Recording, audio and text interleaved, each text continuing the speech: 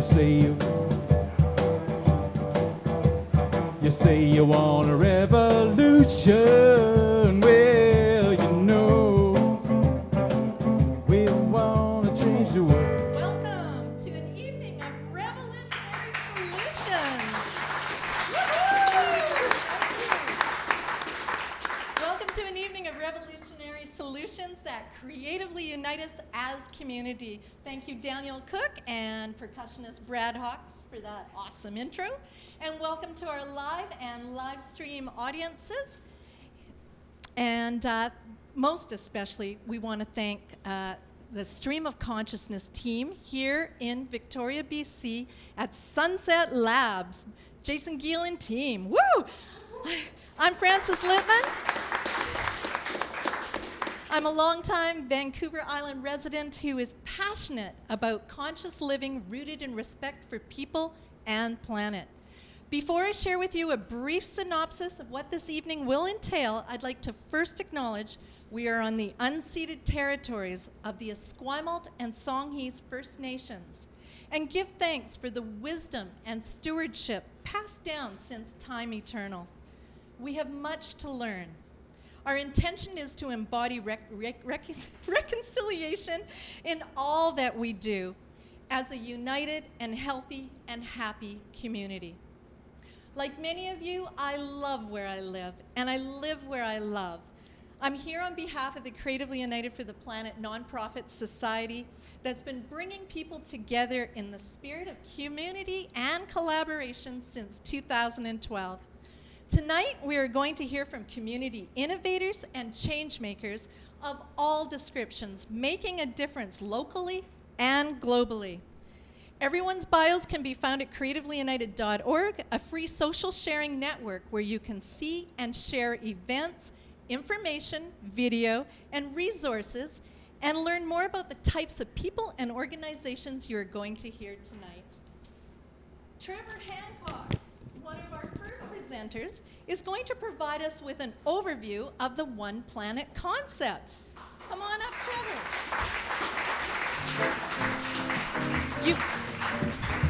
You may have read Trevor's columns in the Times Colonist or seen his posts on creativelyunited.org. Dr. Trevor Hancock is a community health specialist, recently retired UVic prof, on the board of Creatively United, and a convener of Conversations for a One Planet region. Welcome, Trevor. So, Trevor, it's my understanding that humans are using up the equivalent of 3 planets worth of resources. We are starting to see the impact now and rather, than dwell on all the bad news. How do we create a one planet community and maintain a good quality of life for all? Well, thank you. Pleasure to be here. So the concept of a one planet region, which I and others are promoting through the conversations, is really very simple. We have, depending on how you measure it, at a global level, more than 1.5 planets worth of consumption going on. Here in Victoria, as you'll hear from Cora Holdsworth, about 3. Nationally, actually more like 5. How many planets have you seen around here recently other than this one? We have got one planet, and we have to figure out how to live with it, on it, and within its means. But at the same time, we don't want to give up a quality of life which is different from quantity of life, a quality of life that enables us to lead a good life and that enables everyone to have a good quality of life and good health for all. So the trick is, and that is what the idea of a one planet region is, how do we dramatically reduce our ecological footprint while having a good quality of life for everyone who lives here? And that's what the conversations are about. And we call them conversations because we firmly believe that we're not even talking about these ideas yet, never mind beginning to imagine and design it. So that's what we're here to try and further develop tonight. And you're going to introduce a video. I am going to introduce Puran Desai. Now, you'll be hearing later on from Cora Holdsworth and from Rebecca Newlove about the One Planet Saanich Initiative, but Puran Desai and his partner Sue Riddleston founded an organization called Bioregional, and they developed an ecological community, a One Planet community in called Bedzed in London. And now Bioregional has recruited Saanich into an international One Planet community planning process. And he's going to talk about that and about the idea of One Planet and about their experience at BedZ. Let's roll the video. My name is Purin Desai and I'm co-founder of environmental organisation Bioregional, and I'm speaking to you from our BedZ Eco Village in South London. It's where I live and it's where I work, and this is such a fantastic place to live and work. It's run completely on renewable energy, so I don't have to worry about contributing to climate change. I've got access to a car sharing service, so I don't need to own a car. They're car-free areas, so kids here can play freely. We've got a community centre, so it's a very neighbourly place with the average person here knowing 20 of their neighbours by name. And it's a mix of social and private housing, so people from a wide range of different income groups have the opportunity to experience this sort of lifestyle. I mean, wouldn't it be great if there were more places, products and services which helped us live in a way where we can lead happy, healthy lives, but within the environmental limits of our planet. And as I'm making this recording, we're actually experiencing a very hot, dry spell, and a lot of people around the world are now recognising that climate change is a reality, and it's something that we have to learn to live with, but also to help prevent into the future. And it's not just carbon emissions. If we look at resources globally, we are consuming them at a faster rate than the planet can replenish them. So, for example, 70% of fisheries globally are fully exploited or overexploited, and we're still losing forests around the world. And in fact, if we look at a method such as ecological footprinting, which compares our consumption of resources to the ability of the planet to regenerate those resources, we are actually consuming 50% more each year than the planet can sustain into the long term. And indeed, if we all had lifestyles like the average European, we'd need 3 planets to support us. If we all lived like North Americans, we'd need 5 planets. So this is where the concept of one planet living comes in. How can we all, everywhere, people, lead happy, healthy lives within the environmental limits of our one planet? And this concept of one planet living was developed here at BedZ after we completed building this project back in 2002. And we have developed 10 very simple principles to help create what we call One Planet Action Plans, to help companies, schools, community groups, real estate developers, or even cities start thinking about joined up actions to create the world we want. And those principles cover people and planet. So it's the principles go from health and happiness and culture and community and equity and local economy to things like zero carbon and zero waste. And over the last 15 years since we developed the One Planet Living framework, we've been working with partners around the world to put this concept into practice. So we've been working in over 20 countries.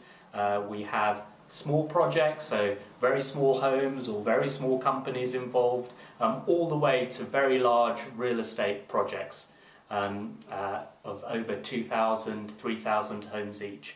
So it's an idea which is really taking off.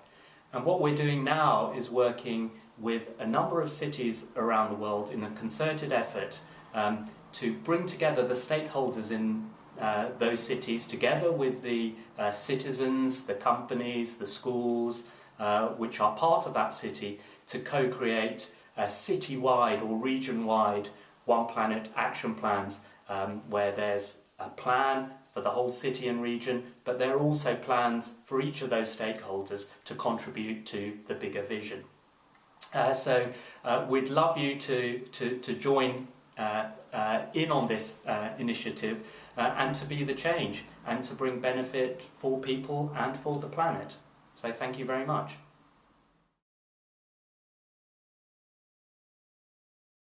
Communities, 2 of which were Saanich and Victoria. As a result, Saanich and Victoria now have ecological footprint assessments and consumption-based emission inventories. Cora is now working with Saanich to use those results to inform the One Planet initiative. Cora is here right now to share the highlights from the footprint results and about plans for the One Planet Saanich initiative. Welcome, Cora. Why is it important to measure our ecological footprint? Well, the ecological footprint goes beyond looking at greenhouse gas emissions to consider what it takes in terms of land and sea area to produce the resources that we consume and to assimilate the waste that we generate. So this waste includes the carbon dioxide emissions that we create. And this will help to identify and help us pinpoint the key areas that we need to focus in on to achieve One Planet living. And so what did your work with Saanich and Victoria reveal? Well, I think you can see on the slides here, we have through our work, we created 3 types of inventories. We created a territorial emission inventory, a consumption-based emission inventory, and an ecological footprint. So this territorial emission inventory, the first pie chart up on the screen here, is a standard type of greenhouse gas emission inventory. This is what municipalities will typically create. And the consumption-based emission inventory goes beyond that to look at the greenhouse gas impacts of all of the consumable goods. So usually that's left out, so all the consumable goods that are produced elsewhere don't get included in a greenhouse gas emission inventory typically. So this consumption-based emission inventory includes those. And these are the results for Saanich here, you'll see. When we include those, the impact of the consumable goods and food, we see the emission inventory doubles. Essentially for Saanich, and Victoria was very similar. And then when we look also at the ecological footprint, we see that food plays a much bigger role. It represents 50% of the footprint. And digging more deeply into the food piece, we can see here that 3/4 of the food footprint are associated with animal proteins. And this is because the energy intensity, the land intensity of meat production and the energy intensity of dairy production. And next we have, sorry, I can't quite see the slide, but the next category we have buildings. And for buildings, we can see that a big chunk of the energy or the emission footprint associated with buildings is to do with operating energy. So this is the fossil fuel and electricity. As we make effort to reduce the electricity and fossil fuel consumption in our buildings, the embodied energy of the buildings are going to make an increasing contribution to the footprint. So it's important to also look at the material composition of our buildings and make our buildings last as long as we can. And our next piece of the pie is the consumables footprint. And this is a really interesting one because we see when we look at the full impact of the consumables that only about 4% for Saanich was associated with the disposal of the consumable goods. And 96% were approximately were to do with the production of those goods. So all of the emissions and materials that go into producing the goods. So this kind of shifts a lot of focus in the planning. And our next slide is transportation. So this is very typical to what you would see in transportation in emissions inventories, typical greenhouse gas emission inventories. We see that operating vehicles, private vehicles, makes a huge contribution to transportation. So what are you doing with these results, Cora? Well, as you heard from Poran and from Trevor, we're working with Bioregional, and Poran invited District of Saanich to participate in the One Planet Cities initiative. There'll be 4 cities participating, and we'll be working with stakeholders, so these are businesses, schools, community groups, to develop One Planet action plans using these 10 simple principles, easy to communicate and easy to grasp, bringing people together to create a common vision for a One Planet region. And we have 8, jumping into the next question, Hardy. You have 8, go on. Yeah, so we have 8 stakeholders on board. So we have 3 secondary schools, and one of our secondary schools is here today. You'll be hearing from him. And we have a college and a large mall and a couple of small businesses and a farm. So we have space for at least 10 more stakeholders. So if you know of another organization that would like to join us, please do let us know. And you can find out more at our website, www.oneplanetsaanich.org. Thank you, Cora. Wonderful. Thanks so much.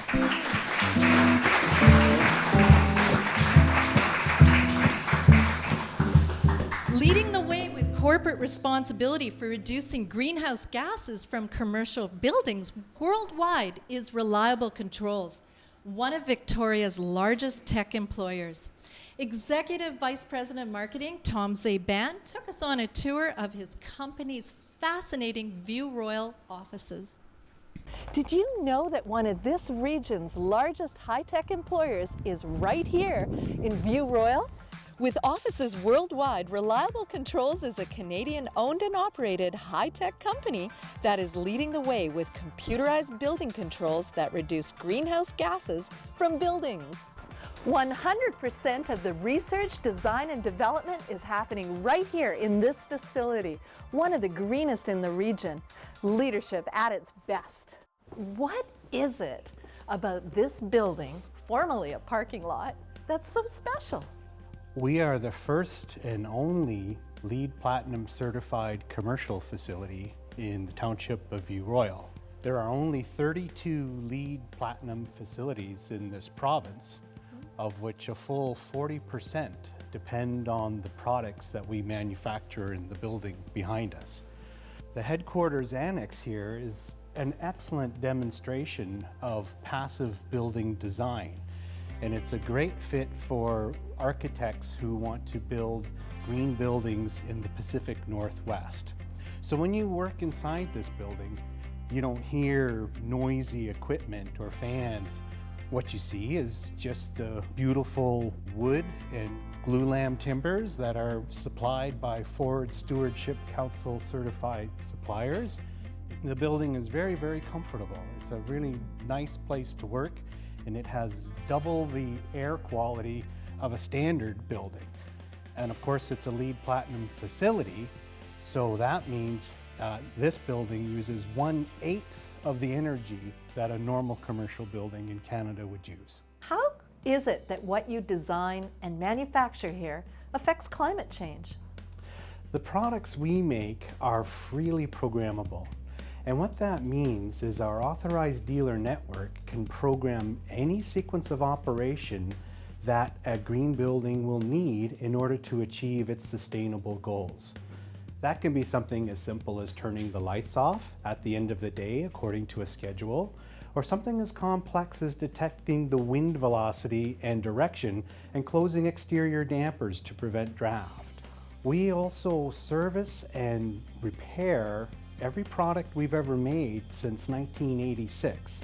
This provides a real advantage to building owners because the control investment that they make can extend for many years to come if the products need repair. So return on investment for their building is very, very high. We are also one of the few manufacturers in the world who not only repair all the products we make, but we also design the software and firmware to be backwards compatible with previous generations. So the board behind me here contains 4 to 5 generations of products that are all completely backwards compatible with the newest products that we make today. And this extends the life cycle of the building and the control systems that are in it, which are a very important part of our sustainability objectives. How do you deal with stormwater here? Stormwater management's very important.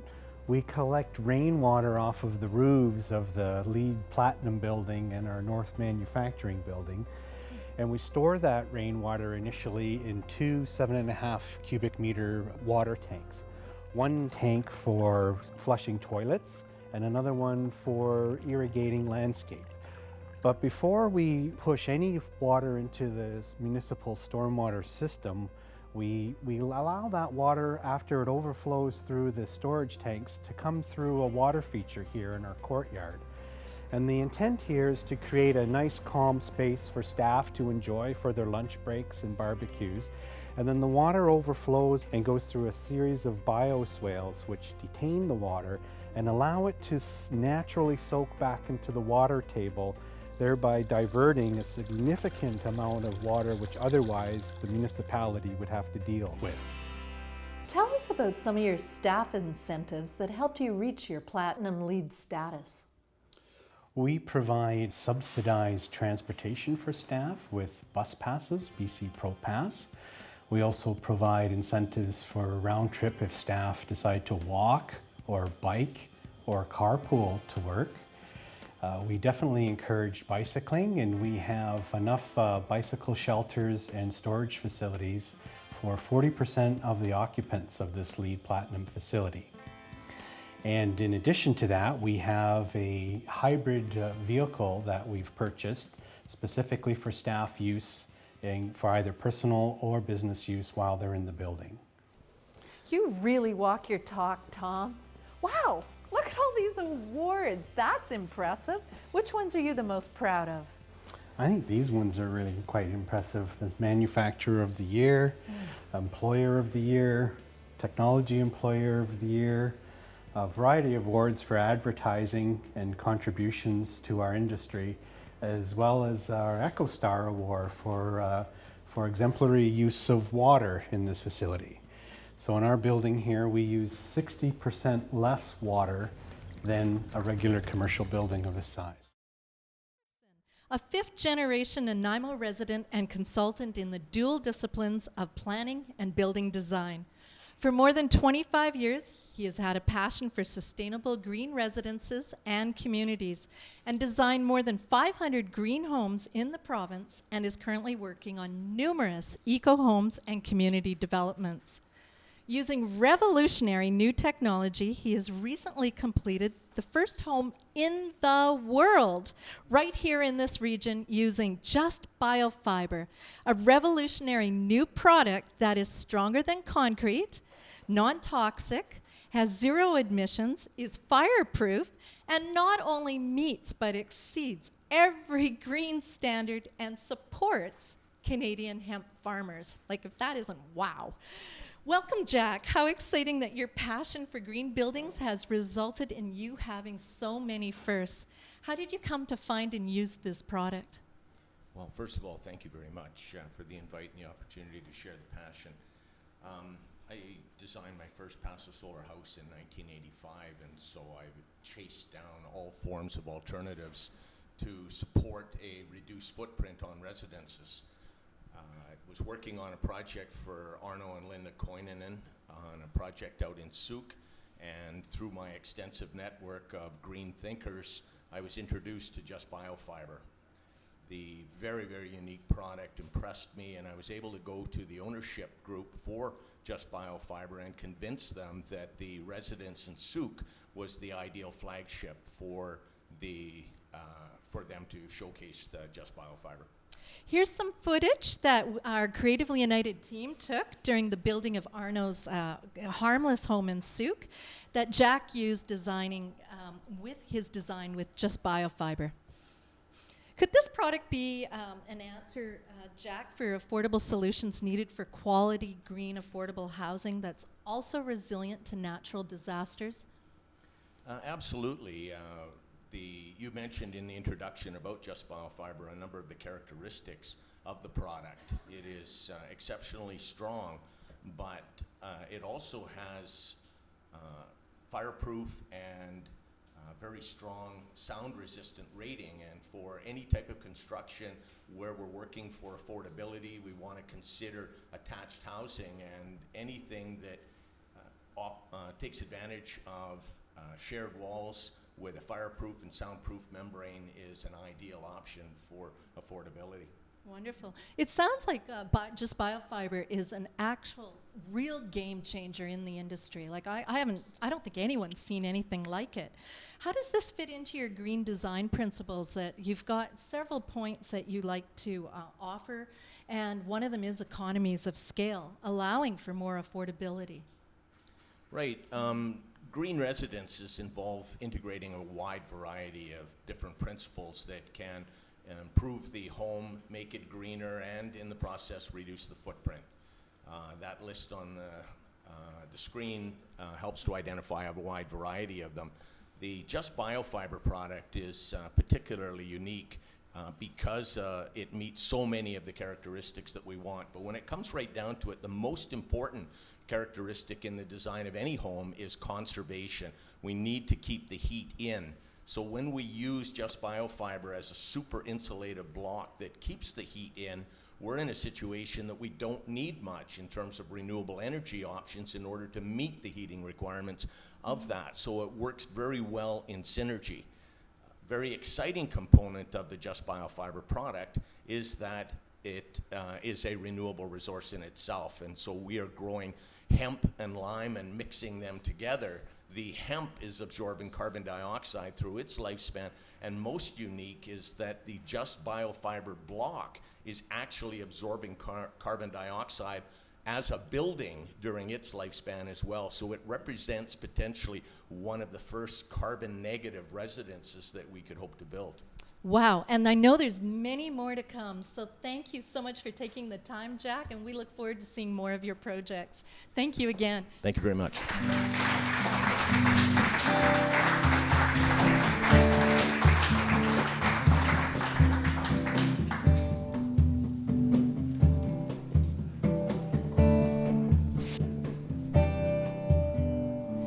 For the past 10 years, there's one community that's been leading the way with a holistic approach to community economic development and sustainability planning.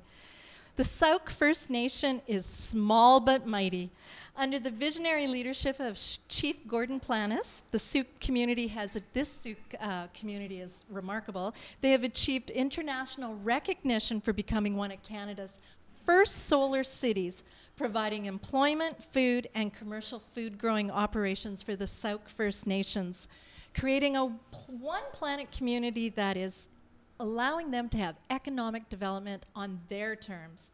In the past 6 months, some new and exciting plans have emerged, and Larissa Stendy, a consultant and researcher with Clean Tech Community Gateway, who is working with the Sauk Centre for Sustainability, Housing and Innovation, will share with us her involvement in this new phase of community stewardship that takes the wisdom of Indigenous knowledge and expands it using technology and innovative partnerships. Welcome, Larissa. Thanks.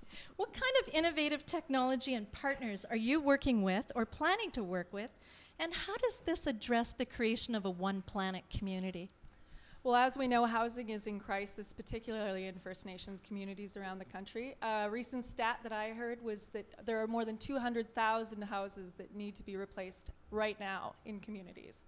So the Sauk Centre for Sustainability builds on this innovation that Chief Planis has had for a long time around sustainability and comprehensive community planning. What this is a affordable, high-performance, culturally and climatically appropriate housing program. And we are approaching this with a two-eyed seeing methodology, kind of like you described there, where we take the wisdom of First Nations traditional knowledge, which embodies all of these different principles of one planet living for thousands of years. And we combine it with the best that modern technology has to offer in terms of renewable energy and green building principles. So it was kind of a treat to get to go after Jack, who's been a pioneer in this space for a long time. We work really closely with UVic Civil Engineering right now, and we're working with a number of different other partners to decide which are the most appropriate for the communities that we work with, both in Sauk and looking at other communities as well. I know many people have had tours of the Sauk First Nations solar operations and their wasabi growing. Mm-hmm. It is really impressive. I know there's many benefits to the community. Did you want to cite a few more? Well, we actually do believe that social innovation has to come before technological innovation, and Clean Tech Community Gateway is unique because we are a nonprofit consultancy. We reject the colonial approach that has genuinely driven a lot of resources out of community historically, and so we really believe in a solutions-based bottom-up approach that's community-centered and driven based on needs assessments and planning. And there are tons of opportunities on reserve, but that inbuilt capacity needs to be developed. And so our approach is about embedding that and working with nations to see what skills can be developed, what financial knowledge, what further management. And again, as I said, you know, we want to make sure that people see themselves in these projects, because that's how you embed real long-lasting sustainability. And so your funding, is it coming from the government, or where does it come from? We had an initial exploratory grant from BC Housing, and now we have a little bit longer term planning and relationship building funding with the Vancouver Foundation and the Real Estate Foundation. So we're always looking for more funding to further expand this, particularly as we move into sort of the capital building phase with a number of these projects. But yeah. Sounds like there's a lot of opportunity for the Sauk First Nation to expand this. Where's that down the road? Well, it is part of the design of the whole program that we want to work with 2 other communities around the province. The idea is that, you know, we want to make sure that these are models that can be adapted to different climates and different cultures, and so we want to make sure that we are finding ways to embed that within the design from the day one. Also, you know, obviously many of our partners that we're working with are deeply concerned with the affordable housing crisis faced in all our cities across the nation, and so we're always looking to see how we can continue to contribute to solutions to that. Oh, it's so exciting that you're involved with this project. You're a dynamo, and all our best to Sauk Nation. Thank you very so much. Take care.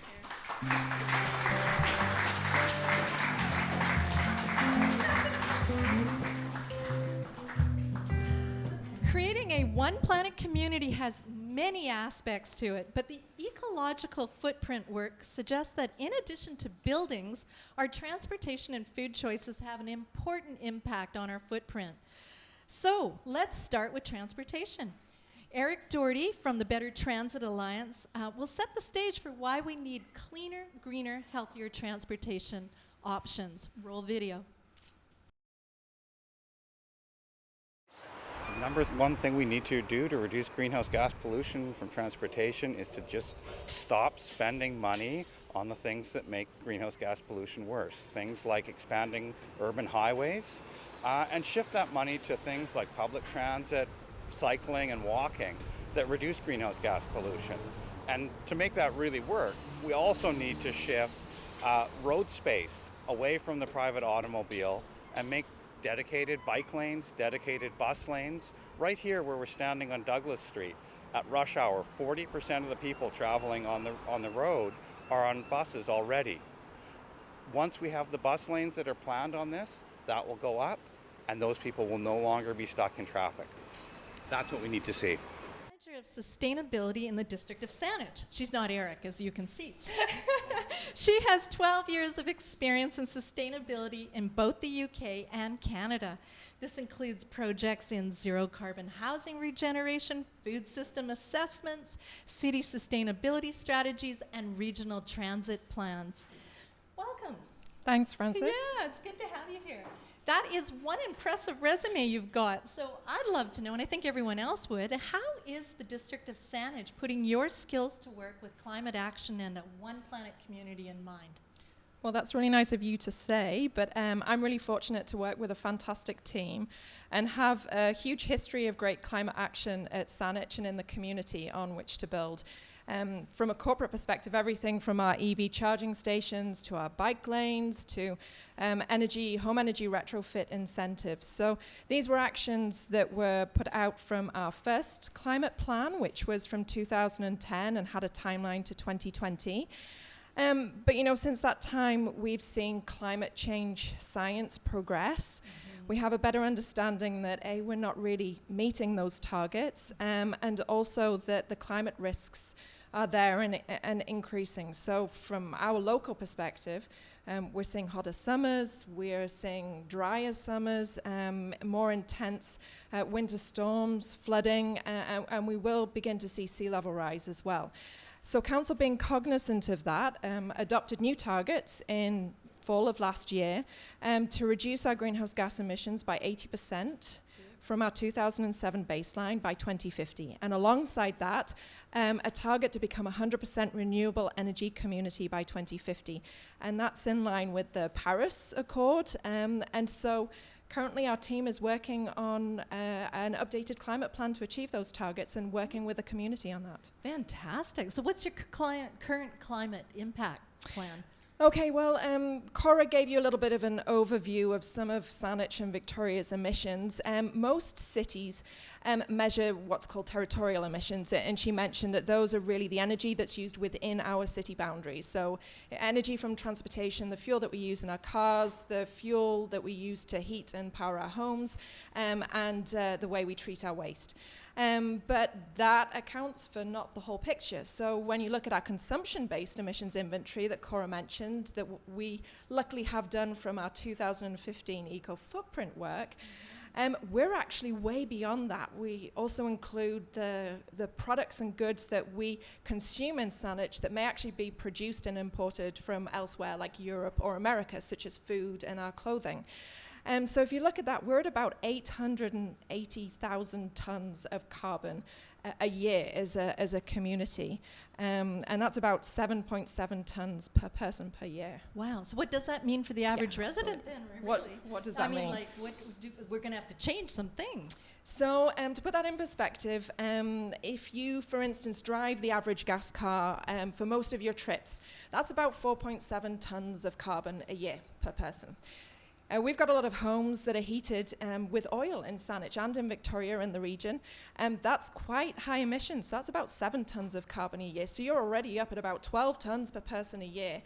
And now if we wanted to achieve One Planet Living and our greenhouse gas emission targets, we need to reduce that to 2 tons of carbon per person per year. Yes, I know it sounds really overwhelming. But actually, I think a lot of people are already living a one planet lifestyle and they don't necessarily realize. We're really fortunate in BC that our electricity supply, BC Hydro, is about 98% renewable. So if you walk, and you've heard from Eric, if you take transit, if you bike to work, or perhaps you bought a second-hand EV and you're driving an electric vehicle, your transportation emissions are already almost 100% renewable. And then if you change that oil-heated home over to, for instance, an air source heat pump, and there are provincial rebates at the moment for that, then again, you're right down to almost 100% renewable. So that leaves you about 2 tons for your waste and your consumables. You're living a pretty good one planet lifestyle already. Wow, so how can more people get involved and what can we do? So we can't do this as Saanich alone, as a municipality. We've got to build this plan with a community. We're hoping that the community and businesses, even if you don't live in Saanich, but you come visit our recreation centres or our parks, that you will get engaged. And if you visit saanich.ca/climate plan, we've got a survey at the moment. Please take the survey. We've got a great backgrounder with more information, and we've got more information about our One Planet Saanich initiative that Cora spoke about that we'd really love to get involved with businesses as well. So please get involved and help us build this climate plan over the next year. Oh, great job. And I know that Troy McKay has done some terrific things like as your transportation planner. And we can see those on Creatively United, but we are going to actually interview a couple, Silke Sommerfeld and Rolf Otter, who live in Saanich, and they are doing some amazing things. So if you want to know more about what Saanich is doing in transportation, visit creativelyunited.org. We did an interview with Troy, and you can see it there, and it was really great because Saanich is doing so many incredible things. Thanks, Frances. Thank you so much, Rebecca. Thank you. Thank you.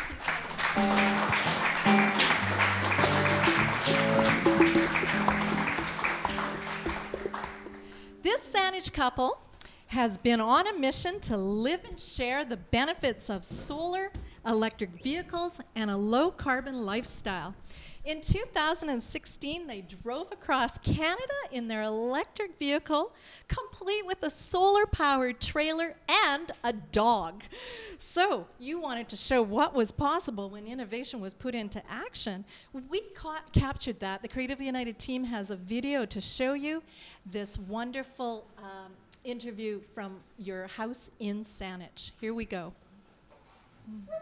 Feld and Rolf Otter were the first people to travel across Canada with both a sun-powered electric car and solar-powered camping trailer. Why did you decide to do this? Well, we wanted to show others how easy this could be to switch to renewable energy and to electric cars. We wanted to help out in the transition, the accelerating of getting into electric power generation. And also Sun Country Highway already made sure in 2013 that you can actually cross Canada easily with an electric car. You have no idea how good it feels to be driving an electric car. It feels really great. We have solar on our roof, so when we're driving here, which is most of our driving, we get it solar powered, and it's nice to be driving on sunshine. And then electric cars are just so much more fun than gasoline cars because everything is instantaneous and quiet. You don't even have to worry about charging stations. You drive home, you plug in, and next morning your car is charged and you can drive away again. It's that easy, really. So 99% of the time it takes 6 seconds to charge my car.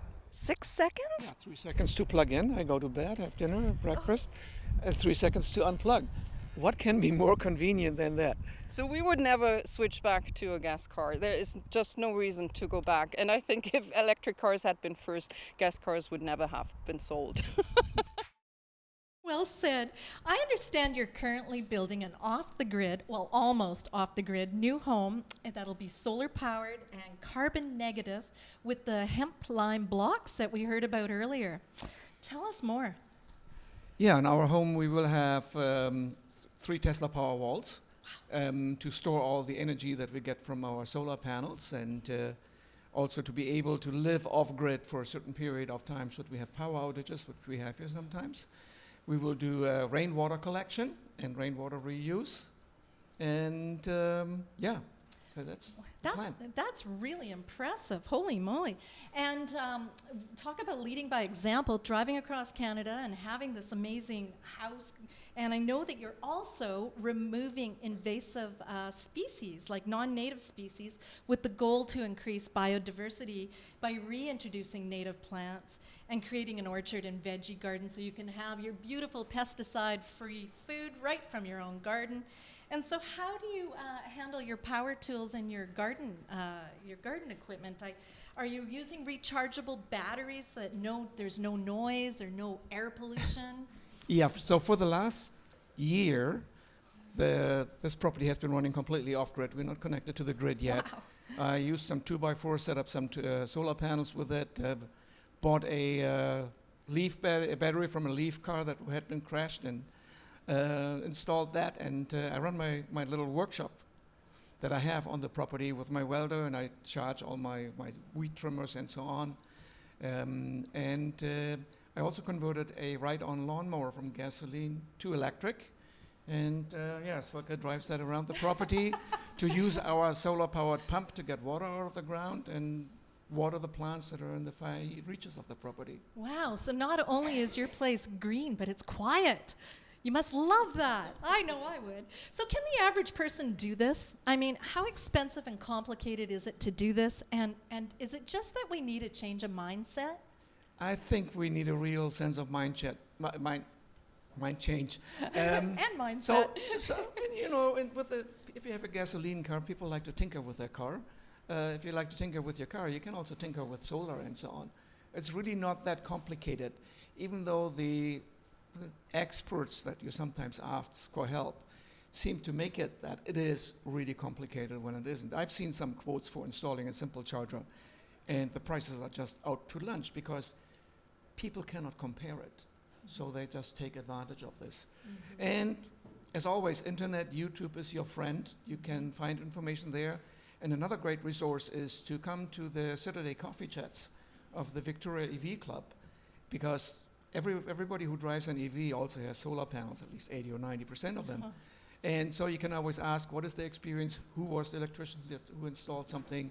And yeah, I'm helping people all the time with information in that regards. Where does the EV Club meet, and when is that? It is on Saturday morning. You go to the victoriaevclub.com website, and it's announced on there, the location. It's usually near the Vic General Hospital. Okay. But that can change. And there's a lot of them? A lot of EVs in this town? Or? Yeah. Yes. Yes. Well, thank you, Rolf. And Silke, anything you'd like to add? Yes, I would like to add that we often hear people say, well, solar panels are so ugly. And I must say I don't agree with that. I think they're beautiful because of what they stand for, what they represent. Yes, we hear yes. Yes. And I truly think that our house is more beautiful because of the solar panels on the roof. Oh, thank you, Silke and Rolf. What an example you set. Thanks again. Thanks for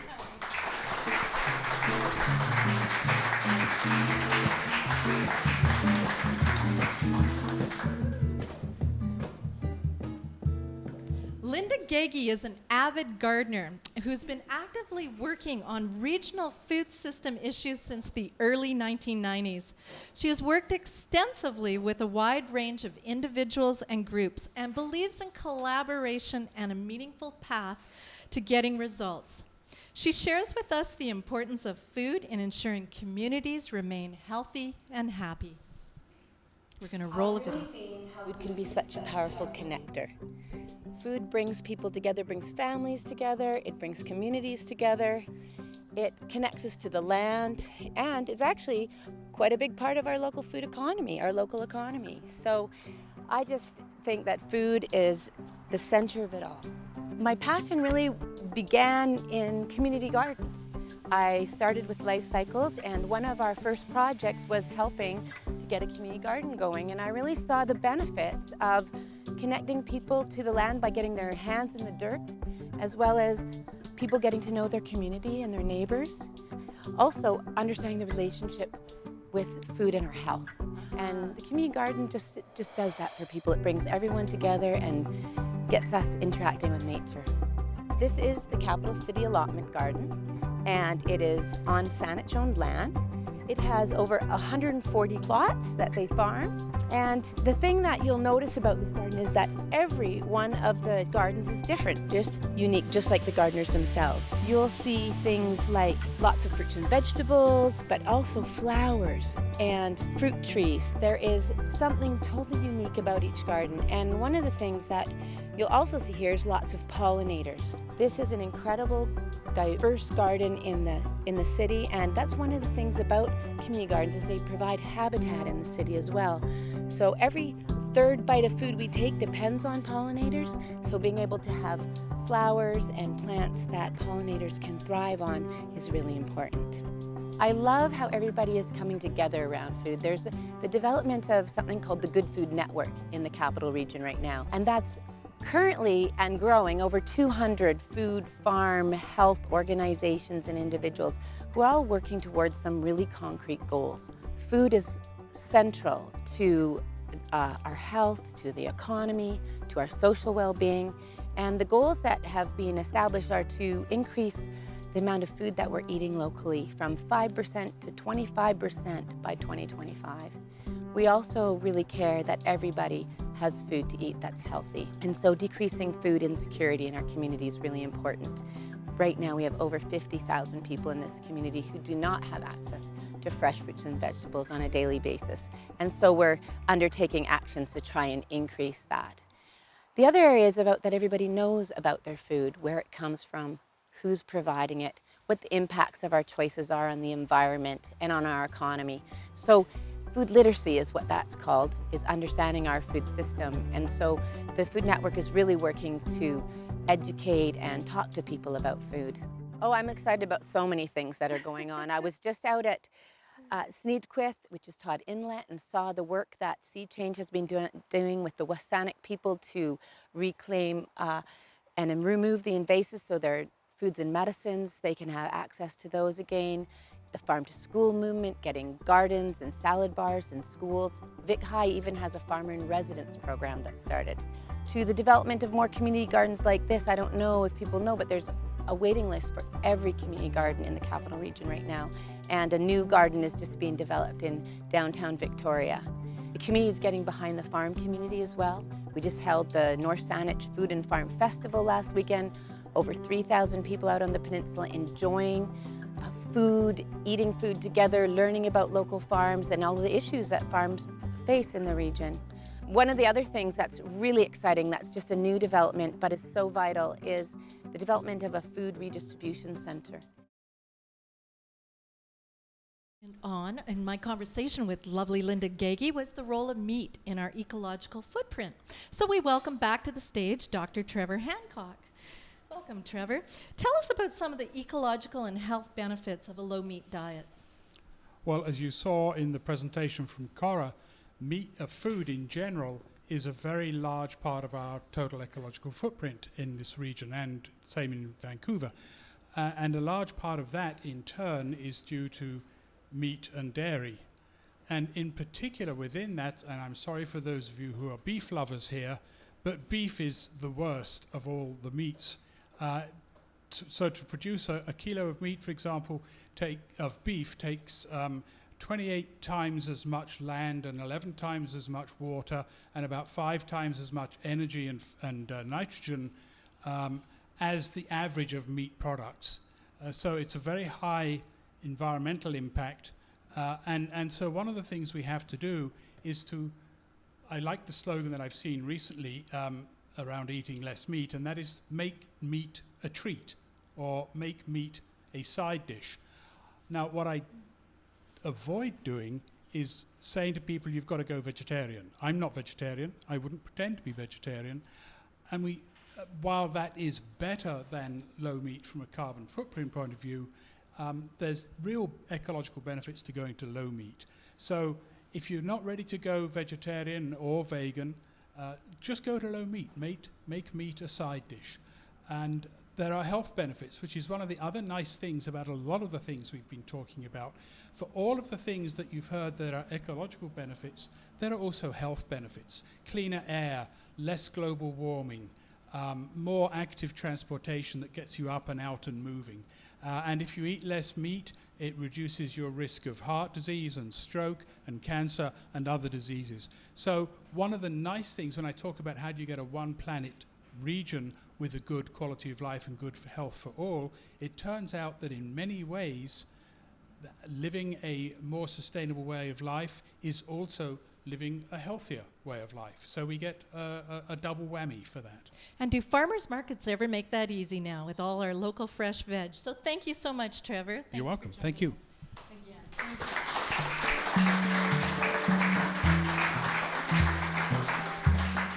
If one thing is clear, it is that our children and grandchildren will be living in the communities we create today, which makes them key stakeholders who need to be involved in the process of creating healthier, more just, and more sustainable One Planet communities.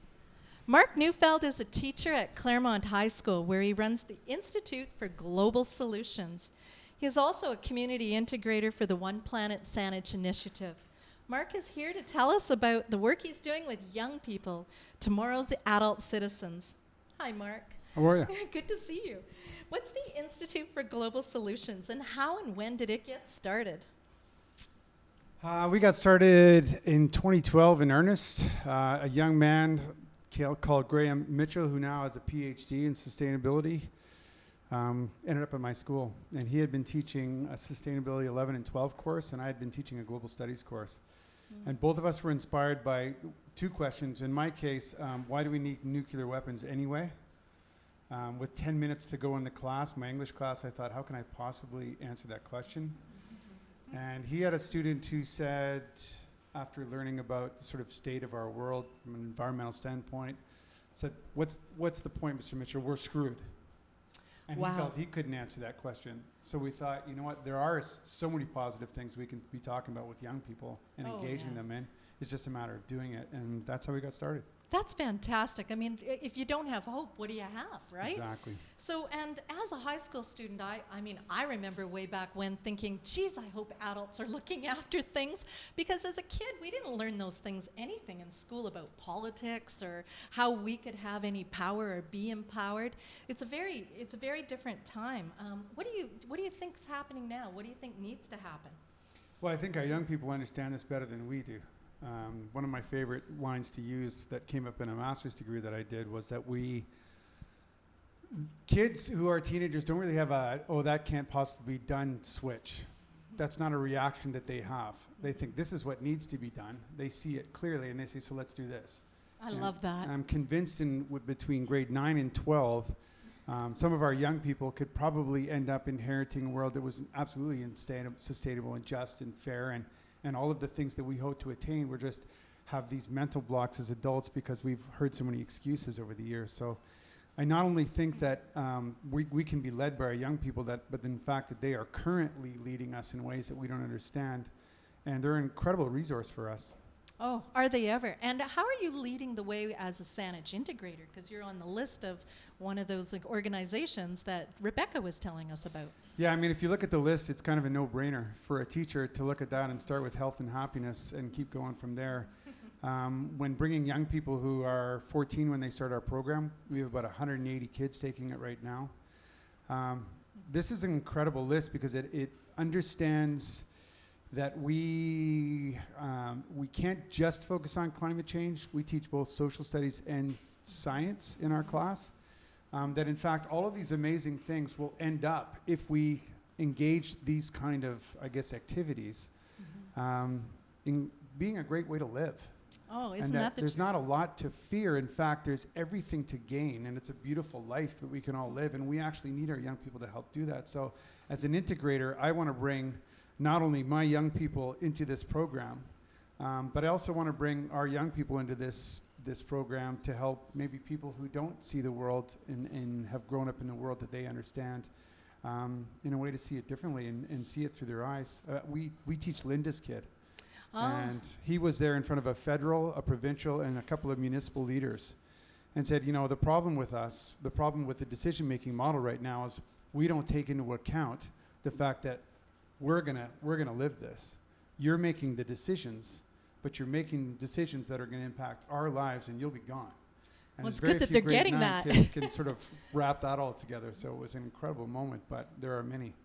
Well, and the fact that, you know, you can't vote, but you can drive a car at age 16 and you can be taxed on whatever earnings you have is just ridiculous, in my opinion. So I guess kids, are they pretty fired up about maybe the potential to vote? Yeah, I mean, like kids, they started a hashtag, right? Hashtag let us vote.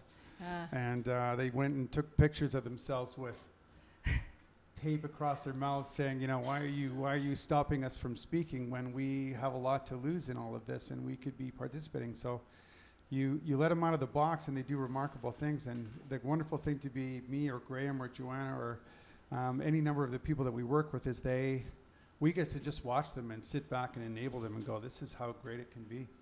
I am so thrilled, and I bet you everybody in this room feels the same way, that the kids of today are really making the positive future for the rest of us. And I'm so grateful for people like you and your students. So thank you very much, Mark. Thank you.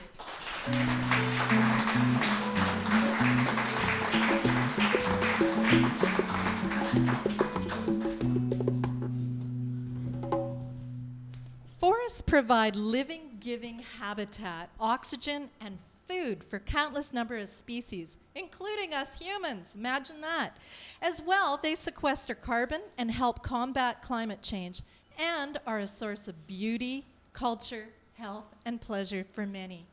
The Sierra Club of BC inspires generations to defend nature and confront climate change so families, communities, and the natural world can prosper together. And they do so in 3 ways. 1, nature, defending BC's wild places and species. 2, energy, supporting the shift to a low-carbon economy. 3, but through people, inspiring British Columbians to value nature. Carly Mann has been coordinating volunteers doing community outreach, team building, and organizing events for the Sierra Club's BC campaign to protect Vancouver Island's endangered old-growth rainforests.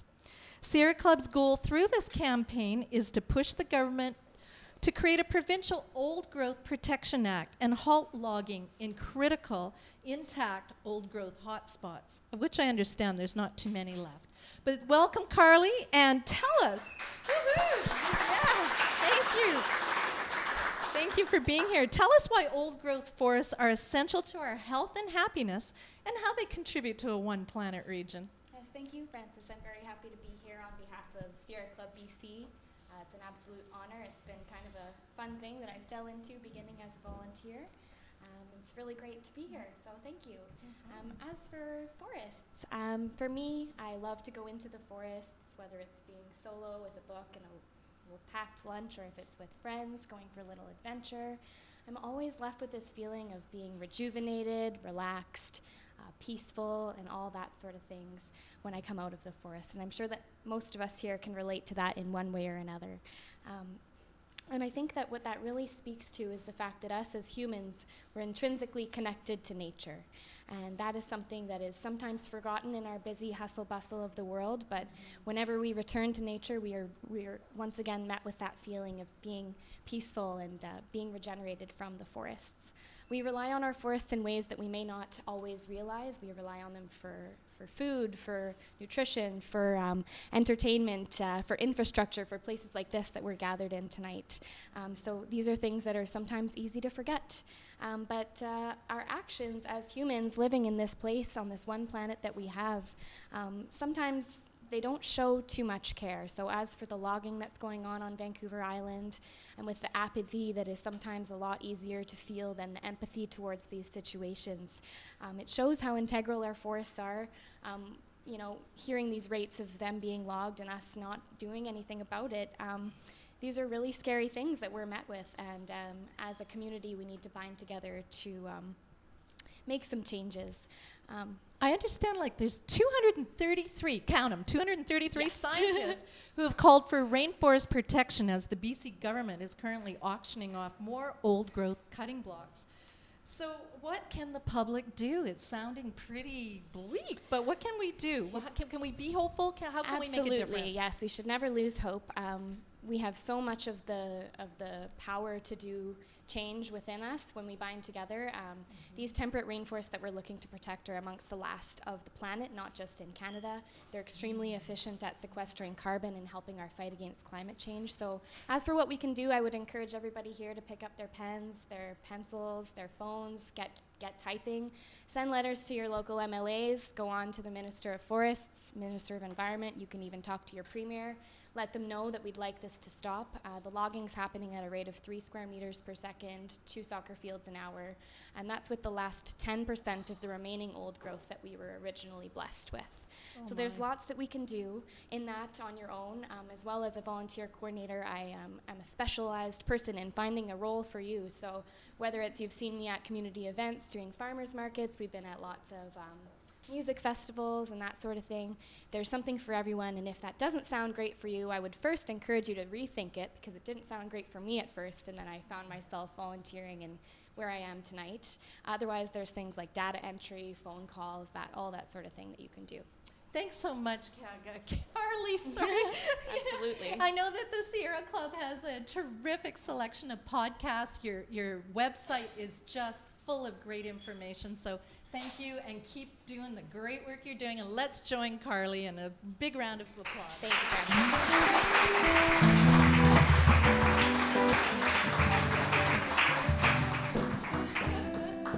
Healthy forests are essential for healthy oceans. And so with us today, we have Chris Sandlake of Surfrider. Living on an island we can appreciate, welcome Chris Ann, sorry. Thank you. We can appreciate the value of our oceans, from a source of food and culture to recreation and tourism. The sea supports a wide variety of life. So you're joining us from Surfrider, a nonprofit community of everyday people who passionately protect and preserve the world's oceans, beaches, and the waves worldwide. So can you share with us how Surfrider is actively involved in protecting and preserving oceans in this region? Yes, thank you. So the key is everyday people. A lot of people come out to some of the things that we do and ask genuinely, do you have to be a surfer?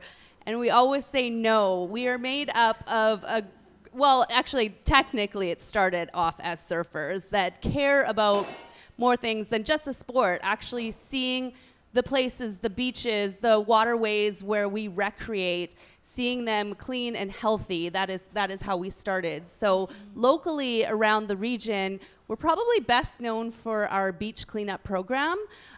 Maybe all of you, maybe some of you even online, have seen or attended some of the beach cleanups we've done around the city, ranging from an average about 40, 50 people upwards to this Earth Day we had almost 300 people come out in attendance. So it's definitely our largest program that we are doing locally, regionally, and then also we do remote beach cleanups where we'll take a smaller crew of people, of dedicated volunteers, and send them way out, far out, where they actually have to hike in. And that's the fun ones where they're like hauling back fridges and giant tires and stuff like that they find on beaches where maybe there's been no human presence yet. Wow, I've heard those are a lot of fun, and you make really good friends. So if you're looking for a community to connect with, holy moly, this is a good one. So there's been a number of recent successes, and that's so exciting because back to that question of hope. There's a lot of hope. When people get together, people get excited, they get empowered, and neat things happen. Tell us more. Well, we just, as of July 1st, celebrated a large victory with the City of Victoria in the single-use bag ban. It was awesome. It was a very big deal. So, and we actually had the opportunity to have a celebration. That was an amazing thing. So that is a really exciting win that we are celebrating. But it's also with every win, you kind of, a couple of days later, you realize how much more work is to be done. And so through that win, we are hoping that obviously all the other municipalities kind of adopt the same bylaw, literally they could, and I know some of them are considering that, or a very similar bylaw as the City of Victoria now moves towards targeting other single-use plastics. Wow, like your straws suck campaign. I love that. Straws suck, and they do. We don't need straws. We're not babies. Yes. Okay. Tell us about that campaign. Straws suck, but we don't have to. Yes. So this is a new campaign right now. It's not necessarily policy related at this point, but we are actually hitting up the business community and highlighting the local businesses in Victoria that have already, will walk in and say, hey, do you want to sign our pledge, our Straws Suck campaign? And many of them say, actually, we don't hand out plastic straws anymore as it is, and many are moving towards the paper alternative. And so it's actually catching on. I think most people in Victoria are already ahead of this, but actually getting like a collaborative effort on straws across the region, it is a really big thing. Obviously keeping in mind that there are some folks who do genuinely need to use straws for ability reasons and such. And so, but just really being part of the conversation and saying, those of us who have a choice, we definitely can choose better. Wonderful. Anything you want to add? No, I'm just really excited for all the work that this organization is doing. It is amazing for us to think Surfrider, we not only have a role as consumers and really saying that we can refuse to buy single-use plastics. We can, but also what is our role as citizens of this planet also to get engaged and to go beyond that to figure out how can we actually stop plastic pollution at the source and what does that look like and how can we get involved with campaigns. So thank you. Oh, thanks so much, Chris Ann.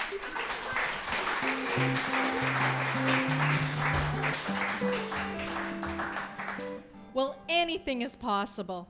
And Creatively United Earth Day events that we've hosted for more than 6 consecutive years have finished consecutively with less than 2 bags of garbage after recycling and composting. And we're pretty impressed by that considering it's been thousands of people there. Yes. Hey, welcome, Paula and Nairn McPhee. Your love of the oceans has resulted in the creation of a zero-waste emporium soon to open. My gosh, I think you guys are burning the midnight oil right now. So let's welcome Paula and Nairn, and thank you for taking your time out of your busy lives, because they really are. They're opening like what, any minute now, any day now? In about 2 weeks, 2 to 3 weeks, more or less. A zero-waste emporium, and they've come to chat with us about their emporium. And how are you reducing waste and creating a one planet community by doing so? Perfect. Yeah. So our journey started personally to reduce our own household waste after watching a really powerful documentary. What was that? It was called Trashed by Jeremy Irons. Okay. And it's a documentary that just goes into issues about garbage and incinerating and how it's not sustainable or feasible. And our own landfill only has, how many years left? 32 years left. years left. So it really kicked us in the butt to get our own waste under control. So yeah, Paul and I both come from marine backgrounds, and it all started with trying to find coffee, unpackaged, right? Because it's the life of your morning for a lot of people, right? So we accomplished that goal. We got coffee unpackaged, no problem at all. So we thought, what's next? So we kept trying to push the envelope and change mindsets. And we decided that rather than just do it for ourselves, we really wanted to make an impact. We needed to share it. So we put a lot of our resources online about where in Victoria you can go to shop unpackaged, and started selling some products that encourage people to live a zero waste or a minimal life waste style. And then this has kind of led us to where we are now in opening one of the islands first. And your website that you've got all this on is what? So it's the website is zerowastemporium.com. Good, and we can find all these tips there. Yeah, lots of tips on how to reduce your waste, where you can go in the city to shop package free if you want to bring your own containers and bags and whatnot, and lots of products as well that help reduce your amount of waste. So, great. And Paula, tell us about the store. What's the address and when is it opening exactly? So, as Naren mentioned, for us it was very important to help people transition into a zero waste lifestyle and kind of encourage people to be conscious about what they were buying. And so we started with products that were just reusable, but we needed to make sure that those products at the end of their life cycle could also go back to the earth. So that now has evolved into a full grocery store. So we're opening a zero waste package free grocery store on Douglas Street. It's 1728 Douglas, right across from the Victoria Public Market. And we're hoping to open by the beginning of August. So we can provide people with the opportunity to buy their groceries completely package free. And the beauty of it is that not only have we been able to encourage people to change their life and how they're buying products and the amount of waste that they're producing, but we've also been able to influence manufacturers and suppliers as to how they're manufacturing and packaging their products. So now we have a lot of local suppliers that are sending their products completely package free, and they're changing the way that they're doing things so they can provide other customers with package free groceries. Wow, super impressive. Big hand for Paula and Nick. Thank you so much. Thank you for having me.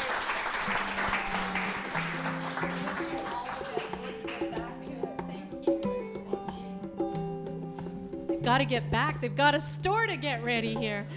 Jeez. If we want community-wide initiatives that put people and planet first and give the public a say in how government decisions are made, we have a historic opportunity this fall to vote yes for proportional representation. Woohoo! Yeah!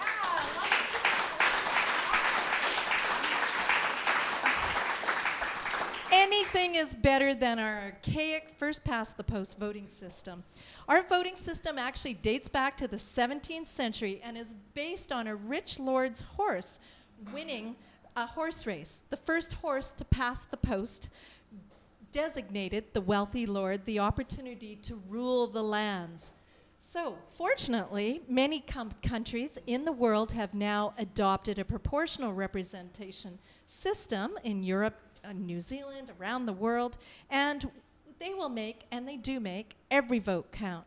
So, Ronnie Earhart from Fair Vote BC volunteers hundreds, and I do mean hundreds of hours. I see you at all the public markets and just giving it your all, helping people understand why we need to vote yes for proportional representation.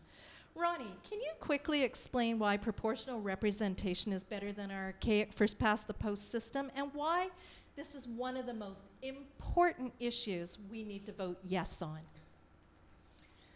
I'd be delighted to. Proportional representation is a change in mindset. It's not just a voting system. The key to it is that we get what we vote for. So it's about shifting the balance of power to the elite few, the political elite, to shifting back the power to the people so that the people you vote for actually get in office a lot more of the time. Gives the opportunity for new parties to get a foothold. And this issue is very important. It changes gradually the mindset of government. So it becomes more cooperative because parties have to work together. We don't have these big false majority governments anymore. And why this is super important to the one planet issue that we're talking about tonight is no matter what your number one issue is, if it's climate change, if it's transportation networks, if it's sustainability, all of these issues, which are kind of stalled now in terms of a lot of government support, will have a big boost forward under proportional representation. And this isn't just my opinion. This is proved in all the countries that have proportional representation. They have better outcomes on climate change and many, many issues that are very important to the One Planet. When is the referendum and how will it be handled? The referendum is going to be a mail-in ballot. It's coming out right after our municipal elections, so October 22nd, they'll be mailed out to your household. You need to be a registered BC voter, so make sure you're a registered BC voter and your address is up to date. You can go to the Elections BC website to update that. You still have lots of time. And then you need to return your ballot. You just fill it out and pop it in a mailbox by end of November, so you have lots of time. And can you tell us about what'll be on that ballot? Yeah, there's 2 questions on the ballot. They're worded quite simply, so don't get confused by these naysayers. They're really quite simple. First question is, which system should British Columbia use for provincial elections? The current first-past-the-post voting system or a proportional representation voting system? Note that these questions are binding, so if that question passes, our next provincial election in 2021 will be conducted under some form of proportional representation. And the threshold for passing is a strict majority, 50% plus 1. So the second question on the ballot says, if British Columbia adopts a proportional representation voting system, which of the following voting systems do you prefer? Rank in order of preference. You may choose to support 1, 2, or all 3 of these. And the systems are dual member proportional, mixed member proportional, and rural-urban PR. Note that all of these systems, despite what you hear out there, are in use in various places in the world, and all of these systems are a big improvement on first past the post. They all work well for BC. They all have a regional representation. So you don't need to get caught up on the systems, and you don't even need to vote on the second question. It's optional. You can just vote on the first question and have other people decide what the system will be. But the second question is also binding, giving the people of BC the chance to choose their voting system. So it's really important that the number one thing, vote yes. Can they leave the second question, like you said, totally blank? They can leave it blank, and what's really important, as Francis says, is vote for proportional representation on the first question, so that we can effect change here in British Columbia. Oh, what change that would be. And there's a lot of money being spent by big business to confuse, polarize, and dissuade people from voting as it is. And I know many of you have already seen full-page ads with misleading information and using names similar to Fair Vote BC. So what can the public do to educate their friends, inform their families, their neighbors? What can they do? Are there talks? Do speakers come out to their homes? Is there something that can be done? Yeah, there's quite a lot of sources of information. I encourage people to go to the website of Fair Vote Canada. That's fairvote.ca. And there's a whole section on the BC referendum there, including all the details on the systems. The TIE, if you go to their website, they have a good video out now on the systems if you want to get more in depth. There's a lot of misinformation out there as well. There will be an information package mailed out to every household in BC from Elections BC with all the details. That'll be coming out in September. And I will have literature out at the table for the people in the in-house audience here if you'd like some more information right here after the presentations. So if we want great ideas and innovation to succeed, and especially grassroots movements, this is what we need to do, is vote yes for proportional representation. Thank you, Ronnie. Appreciate everything that you do. Thank you.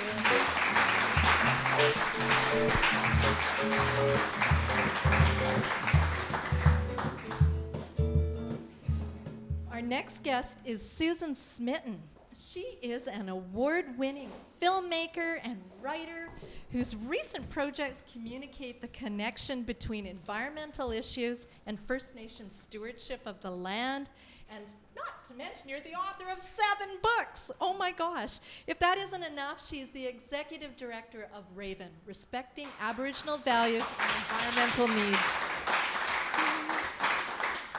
Raven is a Victoria-based nonprofit charitable organization that provides financial resources to assist Aboriginal nations within Canada in lawfully forcing industrial development to be reconciled with their traditional ways of life and in a manner that addresses global warming and other ecological sustainable issues.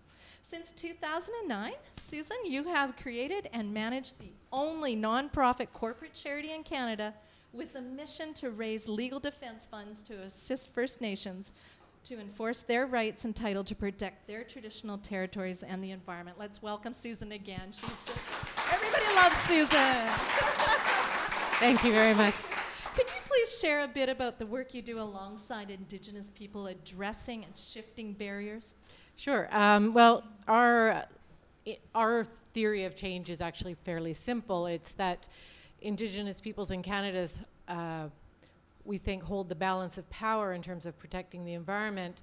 They have pretty much the strongest rights now with respect to the environment because those rights are enshrined in the Constitution. And if they can afford to enforce them, they can have a major impact on protecting their lands and the lands that we all want to share with them. That key sentence is if they can afford to enforce them. They're up against the deep pockets often of government and corporations. So we exist to help make it possible for them to be able to see court cases through to the end. And then also by shifting the burden of fundraising, essentially, for this, it's shared by all of us who benefit from the outcome. That's a win-win if I've ever heard one. Can you share an example of a recent successful campaign? Well, we've had quite a few, but I know you're full of success. But one of the best ones that we had is Pull Together, which we created with Sierra Club BC for the first one, and it's still going for Kinder Morgan. But Pull Together was it was really for us a real transition to a collaborative, they're all Indigenous led, but collaborative and grassroots fed campaign. So it also transformed traditional funding models. So we basically went to the 7 nations who were litigating against Enbridge, and we said, would you be willing to work together? Because we can't just have little individual campaigns. That's just way too hard. And so we used their narratives, their images, and their financial needs to create the campaign nexus. Then we created a standalone website, pull-together.ca, rather than using Raven's website, because by having an open source website, other NGOs, allies felt totally comfortable sharing it.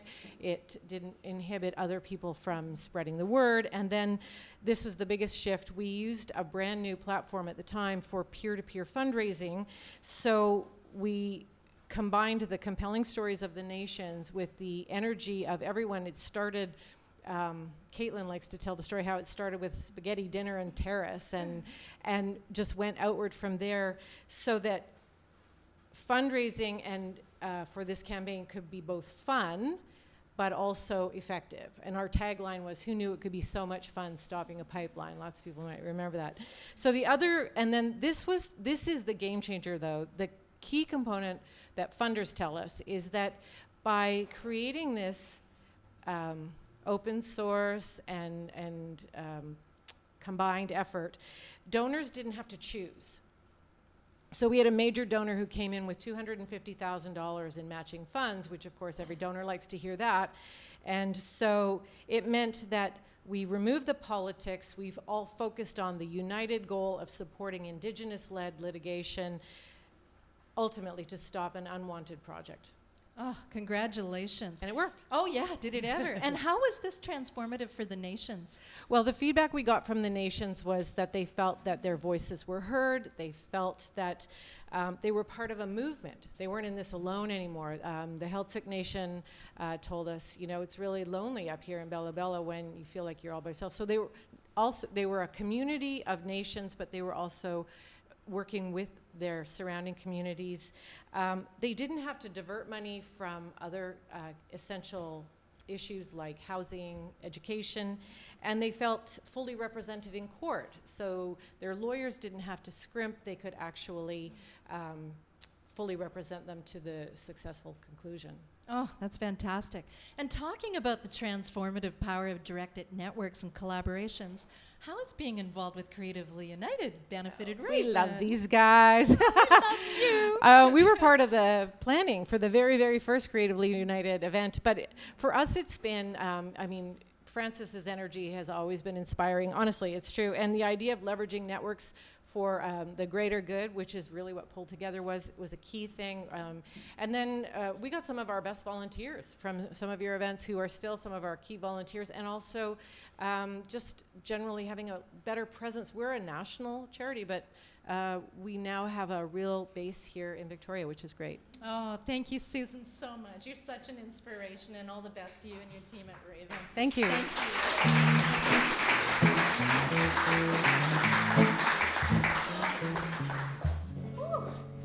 Well, I've had the great pleasure to hear Rochelle Lamb recite her beautiful poetry and share her experience and wisdom as a nonviolent communication facilitator and educator. Many times since we met many moons ago, I won't even say how long.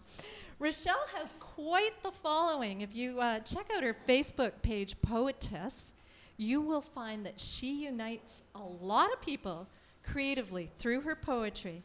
Rochelle, would you be so kind to share with us your poem that encapsulates much of what we've spoken about tonight? Rochelle, is it called Imagine? It's called Imagine. Rochelle Lamb. Yeah, I was hoping to be able to stand. Please do. I don't think I can though, because how's this for you, everybody? I don't think it works, does it? Oh, here we go, okay.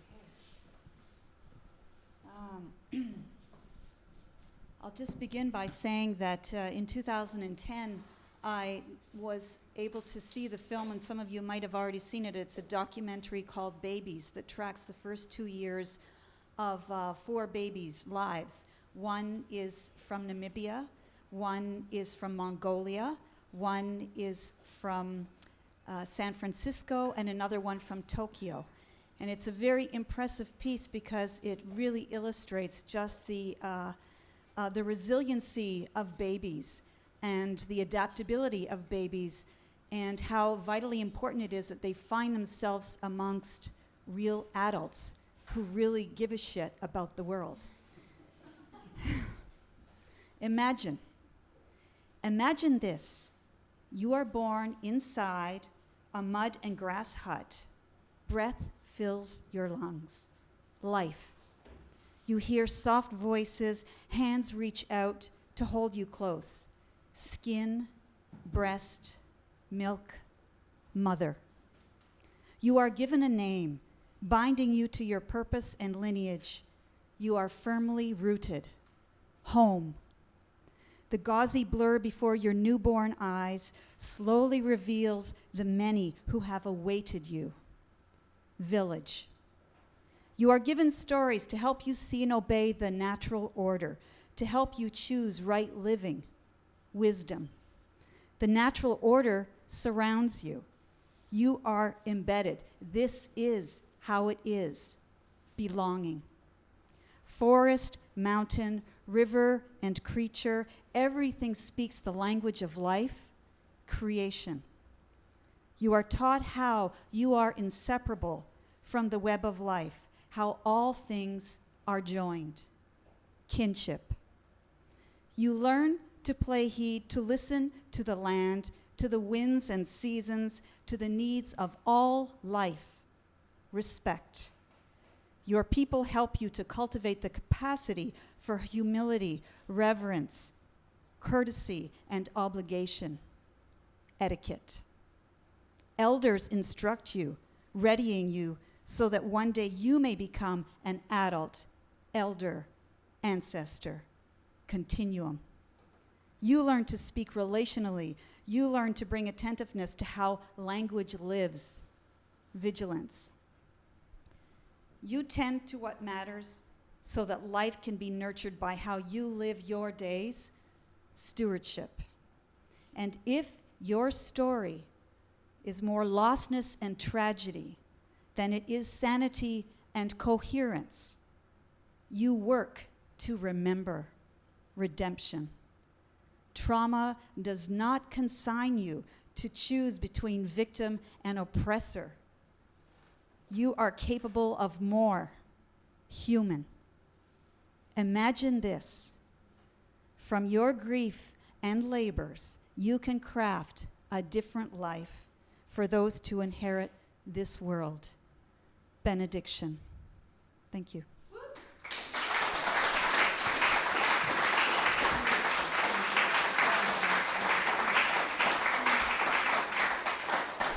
Thank you, Rochelle Lamb. Wow. If you ever get a chance to take one of her nonviolent communication courses, I suggest you do.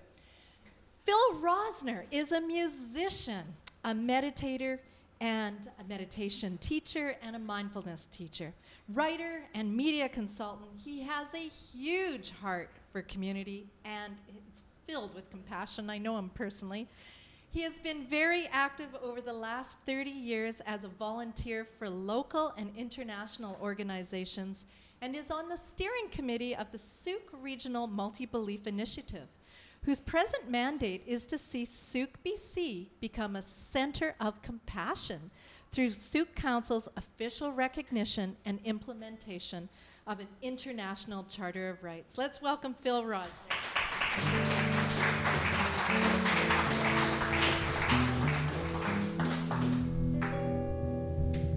So Phil, I understand there are about 400, I was surprised, communities around the globe that have already adopted this International Charter for Compassion. Please tell us where this idea came from and how it supports the notion of living in a one planet community. Yeah, well, you know, starting off tonight, the band started off with Revolution, right? Yeah. And of course, John Lennon's message was, we want to change the world, you know. And of course, we all do. And so there was a lady out there, she's a renowned author, a religious historian. Mm-hmm. Her name's Karen Armstrong. And she knew that, you know, people were getting frustrated. They didn't know what to do. They wanted to change things, see some positive change. And so through her work, she went and she did a TED Talk, and she won the TED Award for her talk in 2008. And it was all about what she had learned through all the research that she had done. And the core of it was to for everybody to use the golden rule. Treat others as you would like to be treated. So she put out this challenge during the TED Talk and said, we would like feedback from everybody based on this golden rule, and we would like to set up what we want to call a charter of compassion. So they got feedback from all over the world, and I think it was in 2009, a year later, the Council for Consciousness, which was, I think, part of her group, they basically amassed all this information, and they came up with this Charter of Compassion. And as I say, the core of the charter is, you know, the golden rule. Well, Souk has a really big heart-based community as it is. So how is this going to change things? Well, it's something that is kind of comes across the board, you know. It happens in business, it happens in everyday life, it happens with our community organizations. You know, if you bring about this golden rule, it can cause real changes, because in a lot of situations, you know, everybody is so caught up in the me, right? In the egocentric point of view, that they kind of forget what's happening around them. They forget the needs of the other person.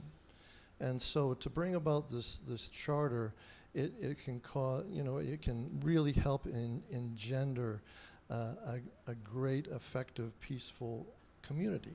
And was it hard to get it adopted? It's not really totally adopted yet. There was kind of a pathway that we went through. And so what we did is last year in March of 2017, we got together with a group of people. We had Shirley Alphonse from the Sauk Nation, and a bunch of people from all different segments of the community. And we got together, and it was kind of a working situation where we broke into groups, and we talked about different aspects with regards to what became the Sauk Regional Multi-Belief Initiative. Okay, and from that, there's about an 8-core group that meets on a monthly basis, and we've been kind of moving this along, and part of this, of course, is the Charter for Compassion. And most recently, one of our members, Mark Ziegler, he made a presentation to the Sauk Council, and they just loved it, and it was beautiful. So what we're doing now is we're setting up another kind of open program in the fall of this year to meet again with all the segments of society so that we can come up with a community action plan, or no, actually a compassionate action plan, with the important word being action. Wow. And talking about action and community action, you're embody it, and we'll be hearing from another group doing just that. So thank you so much, Phil. Thank you.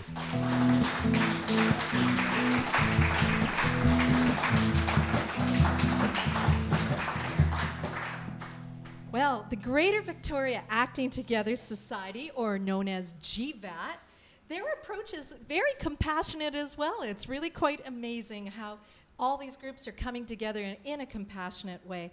Their approach involves in-depth listening and discussion over a long period of time to arrive at a clear and shared understanding of what the common concerns are and what common actions need to be taken.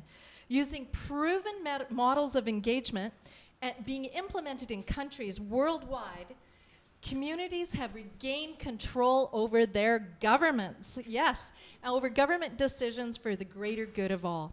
We're very fortunate tonight to be joined by 2 leading members of GVAT, the coordinator Flossie Baker and Courtney Baldwin. Welcome.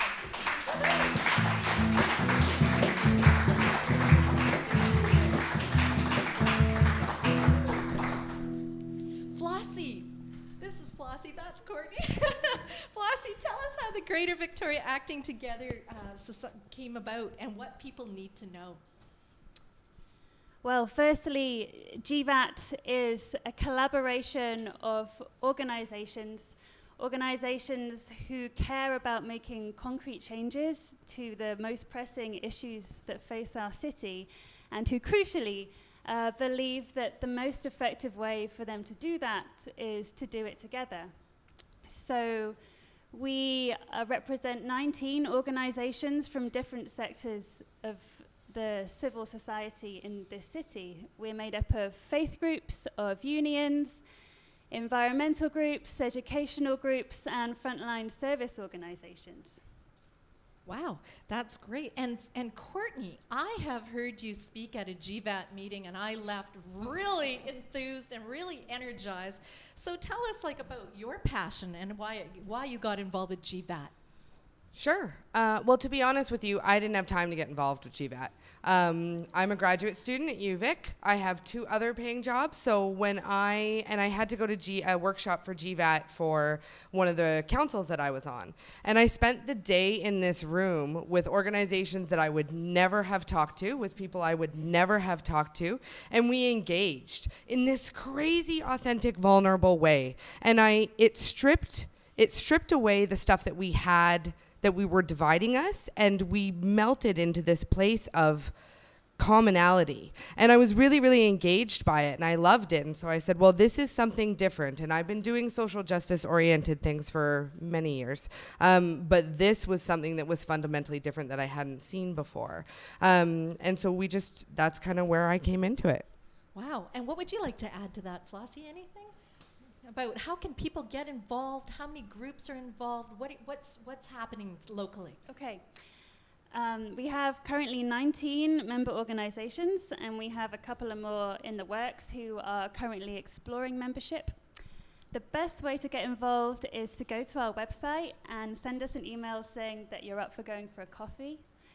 The second best thing to do is to keep an eye on our events page on our website as well. We're hosting a training on September 21st, 22nd, which will take us through the basics of this model of organizing. It will explore the traditions that each of our organizations come from, and a lot of time is focused on relationship building, and you kind of get the juicy experiences that Courtney just described. And just to add on to that, to the people who are like me, who don't have time for this stuff and are too busy, and to be honest, are somewhat they want their time to count. You got to make it count. And so I used to go to a lot of individual protests and organizations, and although I felt like it mattered, and it does matter, I needed something that had a little bit more oomph to it. And we've heard all tonight about how people were talking about how we work better when we're together, and about how siloing and individual campaigns can sometimes not be able to have enough bargaining power to really get our voices heard. GVAT is an organization that works with other organizations to rise people up so their own voices can be heard and respected, and the passions they have can be applied in real, tangible ways. So if you're even slightly interested about it, do us a favor, give us a call. We're really engaging and lovely, and we'd love to chat with you. What's your website? Give your website. www.gvat.ca. That's GVAT. GVAT. Greater Victoria Acting Together. Thank you so much. Thank you.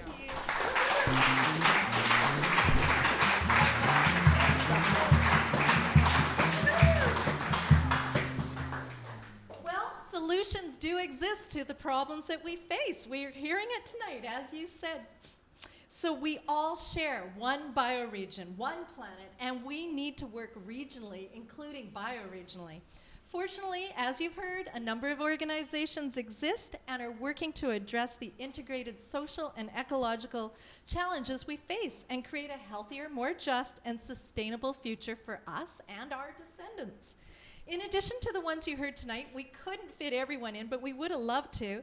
A few others include Conversations for a One Planet, Common Vision, Common Action, Cities for Everyone, the Victoria Foundation, and finally, there's Creatively United for the Planet, which brings all this community goodness together in one easy-to-access social sharing network at creativelyunited.org, where you can learn about these many organizations and share in articles, resources, videos, and events. We have a short video we produced just that captures the essence of Creatively United and how it contributes to healthy, happy communities. Let's just have a quick look. It takes a village to ensure that where we live, eat, work, and play remains beautiful, resilient, healthy, and happy. Since 2012, more than 10,000 people have attended Creatively United for the Planet's annual Earth Week festival and events. Creatively United has showcased more than 100 nonprofits and community organizations, 250 musicians, artists, and DJs, and 80 small businesses and local startups, plus provided hundreds of networking and volunteer opportunities. What I like most about Creatively United is A, it's creative, and B, it's united, right?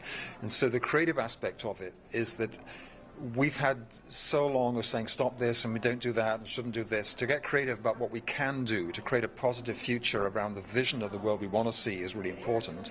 And then to be united around that is so important. It's no good just being off in a little rabbit hole. I'm saving a creek over here and I'm dealing with homelessness over there and I'm going to do a bank thing over here. We have to come together and realize that all these separate initiatives are part of a greater, larger unfolding as we make the transition to a new world that is in harmony with nature, that's using 100% renewable energy, that brings out the heart and the love in us all as we link together as communities. So events like this are hugely important for that kind of thing. Over the course of several months, our students took part in learning about this precious habitat. They learned how to preserve such an important place and the whys and the hows of reducing the carbon footprint in our school and in our community. This learning was unique and enjoyable, a curriculum not usually found in classrooms. As we went through the journey of learning about the High Rock Park, we all prepared for the grand finale, which was the participation in the Creatively United for the Planet's Earth Day celebration. And we have worked collaboratively with Creatively United for the Planet. Students have looked through the cairn through different lenses, photographers, videographers, artists, biologists, and so on. And this is a culmination of their work from September, learning about the Garry Oak ecosystem and the value it has in our community. Well, there's a party with a purpose going on up your watershed. We find ourselves with a fantastic opportunity. Bring the food back home. Let's have secondary manufacturing for young people to learn, to teach them what to do with our trees. Let's do ecoforestry. Let's create a space, a world, an environment, a society that we can actually be so proud of what we've created that the rest of the world would look to Vancouver Island and say, gosh, look what they did, those people there. They reached out to each other in their communities. They brought their food back home. Creatively United is a great opportunity for all of these different groups to come together and cross-pollinate ideas, which is what's going on behind me with this World Cafe on post-carbon transition. It's a chance for our supporters to learn more, and people who maybe don't know as much about the work that all these great groups are doing can engage with it in a little more meaningful way. When we can blend consciousness, initiative, and creativity, I think we really have hit the road running.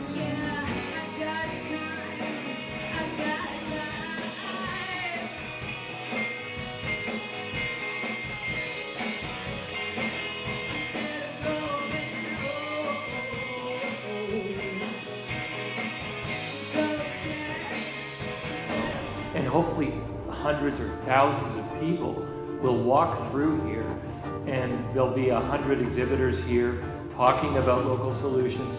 And if people walk away with ammunition and ideas and contacts, then that's power. I think this song means that adults need to help change the way the earth works, because as a kid, I would be living in any kind of environment you adults leave. We are the future, and we're counting on you.